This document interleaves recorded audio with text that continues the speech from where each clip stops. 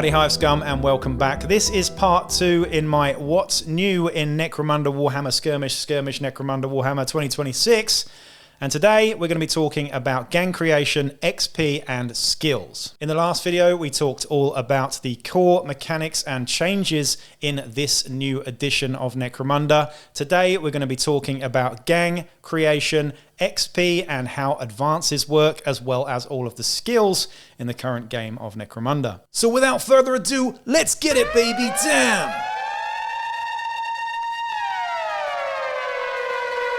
Alright, so starting things off with gang creation. So gang creation hasn't really changed too much, but we're going to go through some of the little subtle bits and bobs in here. It's looser, it's less strict, and it's just kind of better, to be quite honest. Now, normally you'd start in a campaign with 1,000 creds. That hasn't changed. You've still got the recommended starting amount of 1,000 creds for your Underhive gangs. But there is mention of the arbitrator saying that they can increase or decrease this as they wish. So again, really nice that Games Workshop has kept the arbitrator in the fold of things. Now the first step is to choose and purchase the models that make up the gang, and each of the different gang lists details all the models available to that gang.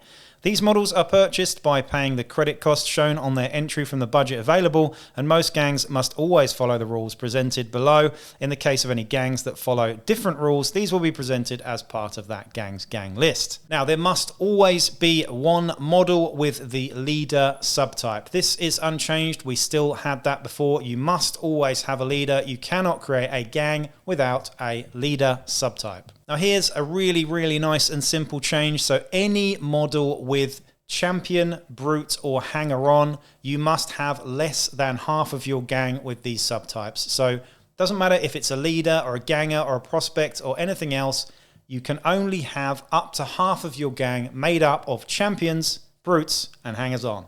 Nice and simple. Now should it occur that this does change and somehow you have over the amount of these champions, brutes and hangers-on, you must delete them where appropriate or hire other fighters to make up that difference. Fighters can be equipped with a maximum of 3 weapons, but grenades are counted as war gear, so don't hit that maximum as well. Again, weapons marked with the asterisk take up 2 spaces too, and each weapon may only have 1 weapon accessory on it. In terms of equipment sets, it seems that every single model in your gang now can have different equipment sets, except for like brutes and hangers-on and stuff, but this is nice, so you can make up multiple different fighter cards for all of your fighters. And now we're going to talk about this in a bit more detail. Every fighter just has a bit more flavor and a bit more going on. Death of a leader is much the same as well. So if your leader dies, then obviously you're going to have to replace it with the next in charge, which is usually your next champion. In terms of the overall gang roster and how that looks, we've still got gang rating. So this is much the same as before. This is an indicator of how powerful the gang is, and the gang rating is the total cost of all the models in the gang. Reputation is still in the game, but it's less important, and you gain and lose this depending on scenarios and things like that. Wealth in campaign play is still the same as well, and this is the accumulative wealth in your stash of all of your fighters' combined cost plus what's in your stash. Now, let's talk about something that's entirely new here and something that I'm really excited about. So, as it appears so far, in the new version of Necromunda, we have a new type of specialist. Now, before in Necromunda, we had a maximum of 1 of your gangers, so ganger type, could be a specialist at gang creation, and throughout the course of a campaign, if you were lucky, those gangers could turn into specialists later on. What that meant is not only could they carry special weapons and stuff, but they could also do other things like level up in a slightly more controlled way. That has now gone. Specialists are now your basic gangers. So when you hire a ganger in any gang, so whether it's a Gene Stealer cultist, whether it's a Chaos Helot, all of the gangers pretty much that I've seen so far have the specialist subtype there, which means that when you hire them for free, you can pick one of 8 different specializations that we're going to go into now for that ganger to focus on. So again, every single time you hire a ganger for any gang, if they have the specialist subtype next to their name or in their fighter card, or should I say data sheet, you can pick one of these 8 different types of specialist, okay? And what that means is they grant them a free skill. You can have a heavy. The heavy comes with the bulging biceps skill, so good for heavy weapons, of course. You can have a gunner with hip shooting. So that means that you can run and gun like you did before. We have gunslinger with gunfighter being the only way that you can currently shoot two pistols at the same time now. We have a scout with the clamber skill. We also have a sniper with precision shot. We have medic, which is probably my favorite, with medicate. And we also have a tech with munitioneer. So those are the 8 different fighter types you can take for your gangers at creation as specialists. At present, this costs no extra and there is no limit to the amount of specialists you can have so far. I can't see anything in the rules that suggests otherwise. This now means that every single ganger is slightly more important and has a much more focused role. You're going to take one of these. Hopefully you're not going to spam them all and take the same thing, but it just means that list building has got a lot more sexy and you can do some really, really cool stuff and also just have a bit more flavor in your gang generally. Now, if you get a prospect who levels up past 13 XP, they are also promoted to a ganger and also become a specialist as well. So it's worth mentioning that in there too. Depending on the fighter subtype, whether it is a Juve, a prospect, well, Juve is actually a term that's gone. There are now 2 types of prospects for most gangs, but if you are a prospect, you tend to start with less XP. If you are a leader, you start with lots more XP. What this means is there is more scope for improvements and advancements for a lower ranked fighter than there is for a leader or a champion. Does that make sense? We're going to go into the advancements now and have a look at how that works. Okay, so this is where we have model ranks. Based on the sort of level of a fighter, a leader usually starts with 60 odd, I believe, sort of XP when you recruit them, which means that they've only really got 2 or 3 more ranks in advancements that they can go through. However, if you're starting off as a rookie, so if you've got 0 to 12 XP starting, you have got a possible 1, 2, 3, 4, 5 level ups that you can do. So there's much more scope for development in lower tiered fighters as there is in top tier fighters. And I have to say, I love this. This is something that harks back to Necromunda in 1995. And the advancement table is really, really elegant with this as well. Firstly, let's just look at this model ranks table, because if you have between 1 to 12 XP, you are known as a rookie. The next level up is between 13 and 36 XP, and this is a gang member. The next one is gang exemplar. This is between 37 and 84 XP. We then have 85 to 132 XP. You're getting really legendary here, and you're a gang hero. And if you have 133 XP to 228 XP, you are a gang legend. Lastly, if you have any more than that, 229 plus, you are a legend of the Underhive. I love it. Now, in terms of the advancement table, this is the same for everybody. So once you go up one of those brackets, you get to roll 2d6 on the following table, and this is how it works. So you roll 2d6, and based on the number that you roll, you can take anything up to that number. Okay, so you don't just get that number. Say if I roll a 10, it's +1 strength and +1 toughness. I can take anything from the +1 strength or toughness and underneath that. Okay, so we're going to go look at the table now, how that works. The advancement table, like I said, 2d6 here. You get credits value increases attached to these as well. If you roll a 2, so nipples, you get +1 leadership or +1 intelligence, or generate a random primary skill.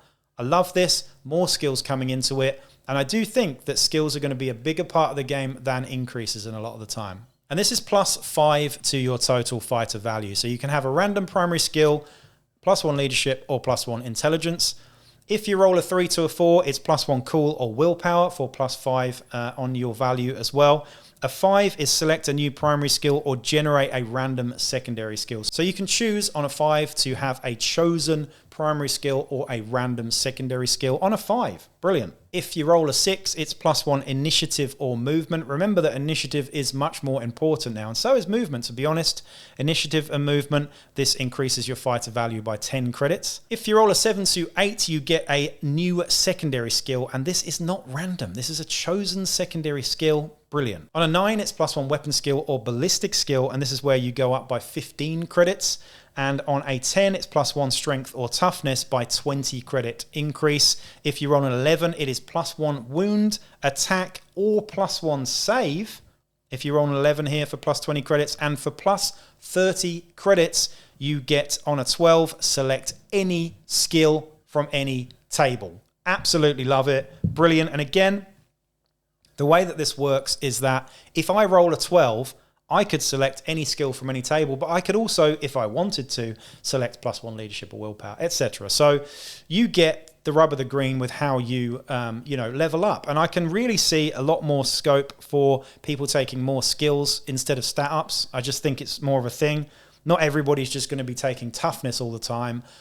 I really like it. There's a randomness to it, but there's also a choice in it as well. It's a finely balanced thing, and it's really elegantly done, may I say. So hats off to Games Workshop on that. I prefer it, honestly, and it's more in line with how Necromunda used to feel. Now, if you go beyond your characteristic increase of a maximum of 10 in most cases, then of course you just roll again or select something else. Pretty simple there, really. And if you've already got a skill that you've randomly rolled for, you just roll for it again, so on and so forth. It's also worth mentioning here that you can swap equipment, weapons, and war gear out between fighters to your heart's content. There's no more limit on that, so you can absolutely go crazy and you can just stick things in your stash and move things from fighters as much as you like. There's no more confusion on that. And honestly, I'm kind of glad because nobody really did it anyway. All right, children, it's time to go through all the skills finally in this video. Now, there have been some changes to the skill sets here. We see the omission of ferocity skills. So ferocity skills are no longer a skill table. We now have agility, brawn, combat, cunning, savant, and shooting. So only 6 tables for the main gangs. So these exist for everybody. These are the universal skill tables, and there are 6 skills in each one of these 6 tables. So we're going to go through all of these now, see how they might have changed. Some have, some haven't, but most of them are pretty good. And again, no ferocity anymore. So first up, agility, right? So catfall, which is for a fighter or a walker only. So you can have skills on your vehicles, by the way. When this model falls or jumps down from a ledge, they count the vertical distance as being 1 level less than normal. Pretty simple. Also, if they would normally be suppressed by a fall, you then have an agility test to make. So if you're Escher, a 3+, everyone else a 4+. If you pass it, you're not suppressed. Nice. The next one is clamber, and this remains unchanged from the last edition of the game. You can climb just as if you were moving, so it is not double your movement to move up stuff and climb. It is the same as your movement. So a pretty good skill, and I'd say always underrated in the previous version of Necromunda. I think it's more important now, though, because movement and initiative and, you can't move anymore, I think is going to be more of an important thing. Dodge is the same as well. You get a 6-up invulnerable save, basically, in exactly the same way. And this is on the wound roll. And again, vehicles can get dodge too, which is pretty nice here. The next one is Mighty Leap. And when measuring the distance of a gap a model wishes to leap across, ignore the first 2 inches of distance. This means that a model with this skill may leap over gaps of 4 inches or less without making an agility test. Otherwise, an agility test will apply. Spring up is no longer an initiative check, it is an agility check. So it is better for Escher than it is for anyone else, but you could still have it on anyone else as well. It just means that it's an agility check of a 4-up typically. A sprint is now slightly different. So what you get now, instead of a move, you get a dash. So what that means is you get your movement plus your initiative times 2. Okay, so if you're a Goliath with movement 4, you get 4 inches for that, and then your initiative is, say, a 3, I think. So you will get a 10-inch move with the sprint as your thing. And again, you can take this on walkers too. So that's agility, and that's the skill table that's mostly available to Escher, but all of these skills are available to pretty much everybody should you roll a 12 or have them as your secondary skill set. For brawn now, you will notice that all of the crap brawn skills have basically gone, and we have got ferocity skills sort of mixed in with brawn now. So brawn is now actually a good skill set. The first one is bull charge. So when the model makes a close combat attack as part of a charge action, any close combat weapons gain knockback 6+. So you get to knock them back on 6s to hit, and they're resolved at +1 strength. So this doubles up really nicely to Goliath, who get +1 strength on the charge as well. So you're getting +2 strength and knockback on something. It's pretty nice, but knockback's just not as good anymore. The next one is bulging biceps. Thank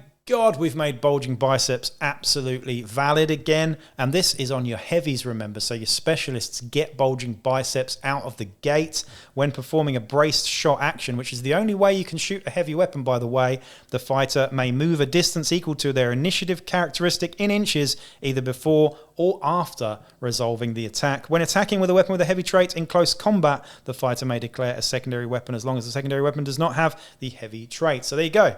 Pretty cool. And again, I like the way this involves initiative. So, instead of movement, you have initiative and then shoot, or shoot and then initiative on a heavy weapon. Very cool. And thank God, bulging biceps is back in the game. The next one is fearsome. So you just get fearsome. Pretty nice, so it's not bad, but it's only for fight actions, remember.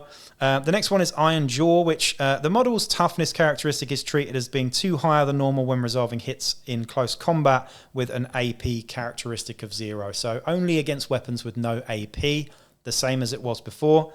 Nerves of Steel is rolled into Brawn now, and this is a fighter or vehicle again, and should you make a cool check, if you're hit by a ranged attack, you are not suppressed. So exactly the same pretty much, but a vehicle can now do it too. Lastly, we have Unstoppable as number 6 in the Brawn thing, and this is each time a model activates before performing any actions with them, make a willpower check. If the check is passed, they recover 1 wound lost earlier in the battle. This is much better than it was before, and it's just interesting that it's a willpower check. I really like how we're using other stats that aren't used as much. So interesting in that one, because I think Ogryns have quite low willpower. So doing Unstoppable on an Ogryn, who usually typically gets access to a skill like this, is actually harder. It might be better for a Delaxe. Okay, combat has still got some really good ones in here. We've got Berserker, which means you get the Frenzy condition, again meaning you get +1 attack on the charge, but you have to charge if you're within 6 inches of a fighter. You absolutely have to charge them. Combat Master is you never suffer penalties to hit in close combat if you're engaged with multiple fighters. Pretty good. You get Headbutt on a 3 here as well. It's now a different attack, so you're considered to be armed with the following weapon. It's strength +1, and you get an additional attack in close combat. Combat skill number 4 is Heavy Blows. So when using a weapon with the heavy trait in close combat, increase the fighter's strength characteristic by 1. So even more strength with a massive hammer. Rain of Blows is slightly different here. The first time each activation, this model resolves a fight action. If they are still engaged with an enemy, they may perform an additional fight action for free. So it's not that fight is treated as simple like you had before. It's now you get a free fight action as long as that fighter is still in combat with you. Okay. And lastly, 2-weapon fighter is a new one here. In close combat, this model makes 2 attacks with their secondary weapon as opposed to the normal 1, which is pretty cool because you normally only get 1 attack with your secondary weapon, unless it's paired. We'll go into that later. But if you've got, say, 2 mauls, then you get all of your attacks with 1 maul, and now you get 2 with the other one. There you go. Cunning skills now for the cheeky House Delaque. We've got Backstab, so all weapons with the melee trait used by this fighter gain the Backstab trait. If they already have the Backstab trait, they add 2 to the weapon's strength rather than normal 1. I think it's the same, right? We have Counterattack, so when an enemy model resolves a fight action involving this model may make an additional attack with their weapon. This additional attack is resolved at the same initiative as the enemy model's attack. I love that one, that's awesome. Cutthroat, which is for fighters only. When performing a coup de grace action after both players have rolled their d6, this fighter may re-roll their dice. So pretty cool there. You get to just shiv someone again on the ground. Infiltrate is basically the same, but now it's 9 inches. I'm not sure if that was the same thing there, but 9 inches infiltrate. It's still in the game, and it is fighter only. You cannot infiltrate vehicles, guys. Do not even think about it. Lie low. So if this fighter is suppressed, enemy models cannot target them with ranged attack unless they are within the short range of that weapon. So pretty nice, and I think that's the same as before, right? And then lastly, Overwatch on Cunning. So if this model is active and has a ready marker and in line of sight of the targeted model, they can interrupt an enemy model's action as soon as it is declared, but before it's carried out. This model loses their ready marker and then immediately performs a shoot action, targeting the enemy whose action activation they have interrupted. If the enemy is suppressed or seriously injured, damaged, as a result, their activation ends immediately, and their actions are not made exactly the same as before, but you've got to see the target before you do it. Okay, Savant skills now, and still in the game we have Connected. So this model can perform a visit trading post action during the post-battle sequence that adds +1 TP instead of the normal amount, in addition to any other actions they make, meaning that they could even make 2 visit trading post actions. They cannot do this if they are unable to perform actions. This is actually way more important than it used to be, because visiting the trading post, you get points for visiting the trading post, and this just gives you an extra point to do that. So it's really, really good. Fast reload is an interesting one. When performing the reload action, this model may reload all weapons they're carrying. So if you've got multiple weapons that are out of ammo, it's a bit of an edge case. You get to reload all of them. Iron Will, you get to subtract 1 from the result of your bottle checks while this model is on the battlefield. So you don't have to use this model as the person who's making the check, by the way. You just get +1 to that leadership role, which is pretty great. Medicate is number 4 here, so a little bit like Medicae before. This is, while active or suppressed, this fighter may perform the Heal Ally, which is a single action. Select a friendly fighter within 1 inch who is not seriously injured. They regain 1 wound lost earlier in the battle. So really good if you're using this on a, I don't know, a prospect who's got this next to your leader, say. Mentor, slightly more simple now. Make a leadership check for this fighter each time a friendly model within 6 inches gains XP. If the check is passed, the model gains an extra XP. Is that the same as before? Think it might be. And lastly, we have Munitioneer as well. So this is an active or suppressed fighter, can distribute ammo. This is a single action, and all friendly fighters within 6 inches of this fighter may immediately make an intelligence check. Each fighter that passes the check may perform a reload action for free. Pretty cool. This action does not require them to have a ready marker either, so pretty nice there. Lastly, we have shooting skills here. So we've got fast shot again. You may perform 2 shoot actions in your turn. Pretty great. Gunfighter gives you the opportunity to shoot 2 light or pistol weapons simultaneously. You can't do guns blazing anymore. You can only do it here. Both targets must be declared before any dice are rolled, and both attacks are fully resolved one after the other in the order of the player's choice. There is no -1 to hit or anything. This is gunfighter, pure and simple. Hip shooting, again for fighters only. All ranged weapons without the heavy trait this fighter is equipped with gain the assault trait. We're going to talk about that later in the next vid. But essentially it means that you can dash and shoot. Marksman is the next shooting skill, and number 4 here, fighter or vehicle as well, and you get +1 modifier to your hit rolls when making a ranged attack at a target between the weapon's short and long ranges. Precision shot now is for fighters and vehicles, and if the hit roll for a ranged attack made by this model is a natural 6, when using a weapon that does not have the blast or rapid fire X trait, then the shot hits an exposed area and no armor save can be made. I think this skill is going to be a bit bigger actually in this version of the game. And then lastly, we have Sharp Shooter. So when performing an aimed action, you get +2 instead of +1 to your hit roll. Pretty nice. Shooting skills, still pretty much the best skill set if you ask me, but Brawn is now a lot better. And actually, so is Savant. We then have some inherent skills for some things as well. We've got Hit and Run. So after a model with this skill has completed a fight action, they may always consolidate even if they are still engaged. During the consolidation, they may move within 1 inch of enemy models, but must end at least 1 inch away from enemy models. So there you go. We've also got Inspiring. So the fighter with this skill may perform the group activation as a free action. And we've also got Juggernaut as well, which is what a lot of brutes get actually. And when a model with this skill is hit by a ranged attack, they are only suppressed if they lose a wound or an injury dice is rolled and applied to them. So pretty good, right? So there you have it, guys. That is gang creation, skills and XP, and how that all works in the core rulebook for Necromunda. What do you think of all that? I really am excited to start playing this game and start using my specialists in gangs as well. I want to have a medic corpse grinder initiate. I want to have a sniper gene stealer cultist, you know. There are so many options here, and I really do love how a lot of the skills have a little bit more use now. There aren't many duds, to be honest. Like, there used to be a few skills that were just crap. Now there are some that are not great, but most of them are useful, and you're going to see more of them in your games. There are going to be more skills in every gang now, purely because of that specialist thing and how that people level up. Anyway, that's it for now. I'll be back with another video real soon. Again, thank you to Games Workshop for supplying the goods for me so I can do these videos for you. And if there's any mistakes, just let me know in the comments down below, because I'm only human at the end of the day.